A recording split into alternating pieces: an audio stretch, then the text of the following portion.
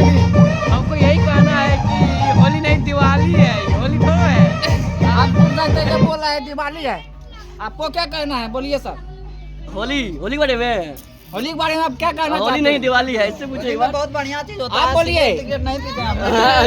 दारू में होली पी के ना खेले। हाँ, दारू में होली पी कर ना खेले, ये है आपका शायरी। शायरी के लिए कपड़ा फाड़ के होली मत पिए। आपका क्या कहना है होली के दिन? वो भी नहीं करते। होली के दिन में कपड़ा पी के दारू मत फाड़े। अगर ज्यादा बोलेगा तो चेन खींच के दारू पी लेगी।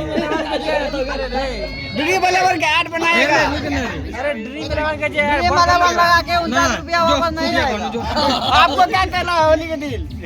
देखिए हम लोग का जो है ना होली खेलने ही नहीं आता है अच्छे से। इन सब का आता है, इन सब से पूछिए। ये देखिए होली पी के घर नहीं जाते। तो होली में होली ना पिए